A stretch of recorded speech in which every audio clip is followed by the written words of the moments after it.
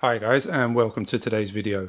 Okay, it's an exciting day today. We are going to unbox three Smith's watches. A few weeks back I was browsing Reddit and somebody posted this and I had to find out more. So after a bit of Googling, I found time factors and promptly went to buy my next watch. This was a bit of a problem. Now, Eddie, who runs Time Factors, opens the store once or twice a month, and the next time the store was due to be open was Sunday, which has just passed. And in the event on Sunday, the store was open for just 5 minutes. Given that you cannot just buy a Time Factors watch whenever you feel like it, and that there are so many beautiful watches on there for sale, I couldn't help myself but picked up the three that you see here. Today, while I'm making this video, is Thursday, so it took 4 days for delivery. Smith's, as you may or may not know, was a famous British watch company, making watches from the late 19th century up until around 1979, and most famous for being the other watch to make it to the summit of Mount Everest during Sir Edmund Hillary's expedition. Eddie from Time Factors has bought the right to the Smith's name and now produces these amazing timepieces. Okay, now that we have focus, here we go. And what exactly do we have here?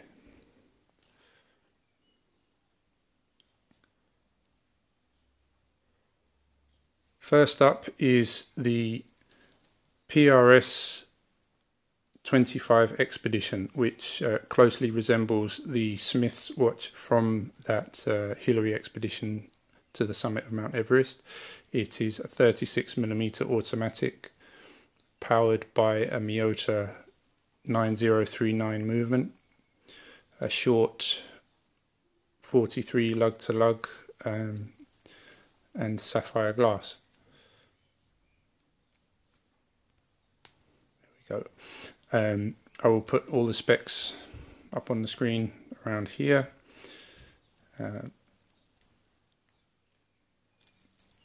See, it's got that beautiful polished case, curved lugs with the drilled lug holes there. Comes on this metal rivet bracelet,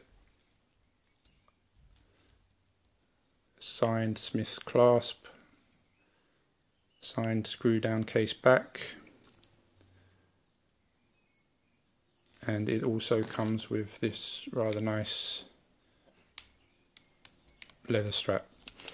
Okay, so next up is the PRS29-A, which resembles the Smith's W10 that was produced for the British military around 1969. Also 36mm with a manual wind ETA 2810 movement. C3 luminova on the dial and hands.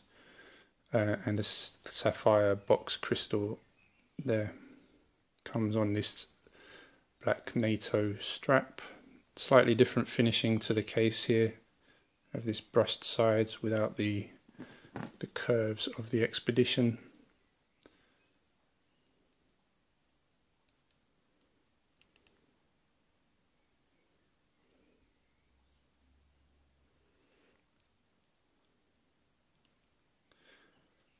And finally, the reason all this happened is the PRS29-AM or Air Ministry. Same specs as the last watch, without the loom. But I just love this dial, and the blued hands look amazing. It reminds me quite a lot of the Stowa Marine 36, but this has a bit more of a tool watch feel to it, whereas a Stowa is more dressy. Let me try and give you a wrist shot.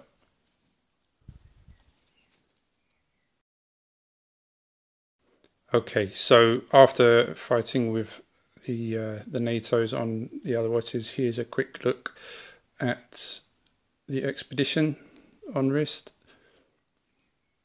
I have a 6.5 inch wrist, so I've been looking for smaller watches, 36mm.